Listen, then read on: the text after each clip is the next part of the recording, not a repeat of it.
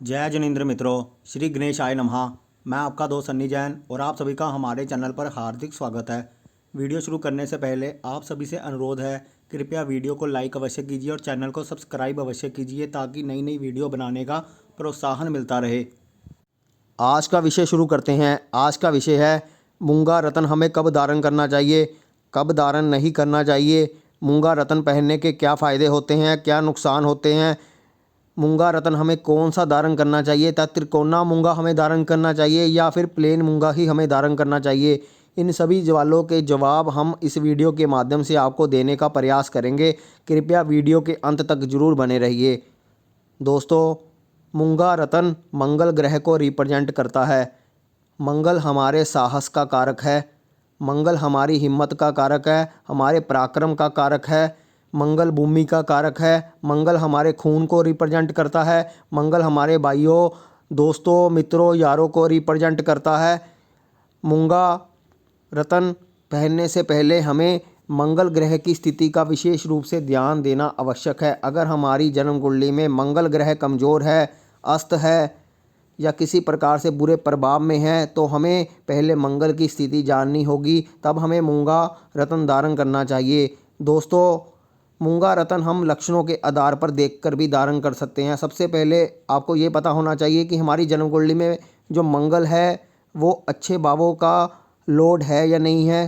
क्या मंगल हमारी जन्म कुंडली में कारक ग्रह है? अगर कारक ग्रह है तो सबसे पहले आप देखिए कि आपकी लाइफ में मंगल का क्या रोल है।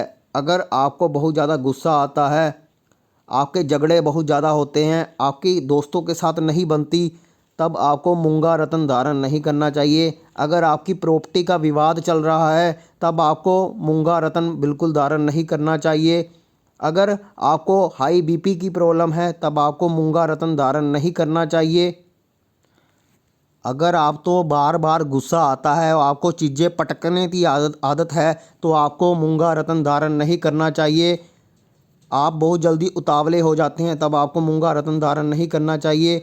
दोस्तों, मूंगा रत्न धारण करने के लिए आपको सबसे पहले ये देखना होगा कि आपके जो अंदर है वो मंगल की क्या क्वालिटी है, उस आधार पर हम मूंगा रत्न धारण करेंगे। अगर आपकी जन्म कुंडली में मंगल कारक ग्रह है, अच्छे भावों का स्वामी है, अच्छी जगह प्लेस हुआ है, लेकिन आपके शरीर में बहुत ज़्यादा आलस है, आपका किसी काम में मन नहीं लगता, तब आपको मूंगा रत्न धारण अवश्य करना चाहिए। अगर आपके मांगलिक कार्यों में लगातार रुकावट आ रही है तो आपको मूंगा रत्न धारण करना चाहिए। अगर आपके अंदर हिम्मत की कमी है और आप किसी मुकाम पर जाना चाहते हो जहां पर आपको एनर्जी की ज़रूरत है, कुछ अच्छे कार्यों में उसका यूटिलाइजेशन करना चाहते हो, तब आपको मंगल का रत्न मूंगा धारण अवश्य करना चाहिए। दोस्तों, अगर बिना लक्षणों के आप मूंगा रत्न सिर्फ जन्म कुंडली के आधार पर पहन लोगे तो आपके लिए नुकसान भी कर सकता है, क्योंकि मंगल ऊर्जा का कारक है। अगर ऊर्जा ज़्यादा आपके शरीर में प्रवेश कर गई तो इसका बहुत ज़्यादा नुकसान भी देखा गया है। इसलिए मूंगा रत्न भी सोच समझ कर धारण करना चाहिए। सिर्फ ये देखकर धारण नहीं करना कि हमारे लगन का स्वामी है, पंचम का स्वामी है, नवम का स्वामी है, क्योंकि कई बार ऐसा धारण करने से मंगल नुकसान भी दे जाता है। हमें लक्षण भी देखने होंगे कि हमारा स्वभाव क्या है, हमारे आसपास की स्थिति कैसी है, हमें मंगल के क्या विशेष लाभ मिल रहे हैं, उस आधार पर पहना जा सकता है।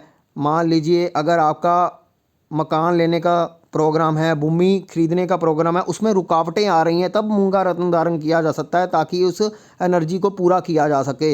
लेकिन किसी से विवाद चल रहे हैं, बहुत ज़्यादा झगड़ा चल रहा है, भाइयों से चल रहा है, प्रॉपर्टी विवाद, तब उस स्थिति में नहीं धारण करना चाहिए। तब आपका मंगल पहले ही खराब हो चुका है। अगर हम उसकी एनर्जी बढ़ाएंगे तब और नुकसान देखने को हमें दिखाई देगा वहाँ पे। तो इसलिए मूंगा रत्न पहनने से पहले हमें कई प्रकार की परिस्थितियों का ध्यान रखना बहुत ज़रूरी होता है।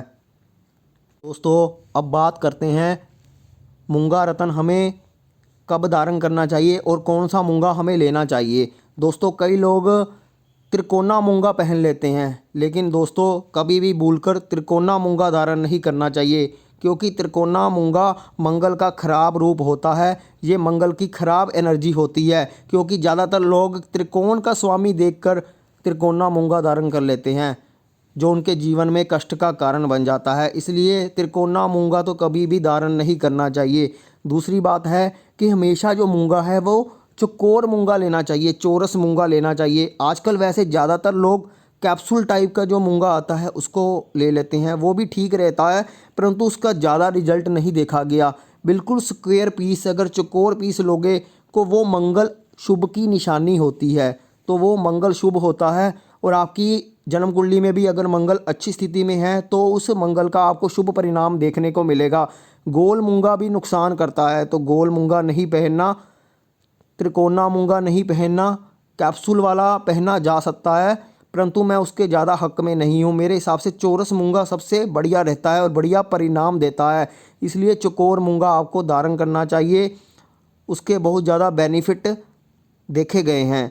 दोस्तों, मूंगा हमें कब धारण करना चाहिए? मूंगा हमें मंगलवार को अनामिका उंगली में धारण करना चाहिए, मंगल की होरा में धारण करना चाहिए। और मूंगा हमेशा हमें तांबे या सोने में धारण करना चाहिए। हमें चंद्रमा की चांदी में धारण नहीं करना चाहिए, क्योंकि चांदी ठंडी होती है और मूंगा गर्म होता है। जब दोनों मिलते हैं तो जैसे इंसान गर्म सर्द हो जाता है, जैसे आप एसी से निकलकर सीधा बाहर गर्मी में चले जाओ तो इंसान गर्म सर्द हो जाता है, तो वैसा ही इसका चांदी में पहनने से हाल होता है। तो मूंगा हमेशा सोने में पहने या तांबे में पहने, चांदी में ना पहने। कई लोग मंगल और चंद्रमा को मिला देते हैं, मंगल चंद्र योग बनाने के लिए चांदी में पहन लेते हैं। बहुत रेयर कंडीशन में कभी कभी पहना जा सकता है, लेकिन वो इंसान के लक्षणों के आधार पर ही पहना जाएगा। तो इस वीडियो के माध्यम से मैंने आपको बताया कि मूंगा रत्न के क्या फ़ायदे होते हैं, लक्षणों के आधार पर पहनना चाहिए। और ज़रूरी नहीं है कि हर बार जन्म कुंडली देखकर ही धारण किया जाना चाहिए। जन्म कुंडली में सिर्फ आप ये देखें कि मंगल आपके अच्छे भावों का स्वामी है, योग कारक है या कारक ग्रह है, अगर बस इतना देख लें, उसके बाद हम लक्षण देखें तब भी मूंगा धारण जरूर किया जा सकता है। तो ये सब बातें आप अपने जीवन में अपनाएं और सही तरीके से मूंगे को धारण कीजिए, तो आपको इसके अच्छे परिणाम देखने को ज़रूर मिलेंगे। आशा करता हूँ ये वीडियो आपको पसंद आया होगा। अब मैं अपनी वाणी को विराम देता हूँ। धन्यवाद दोस्तों।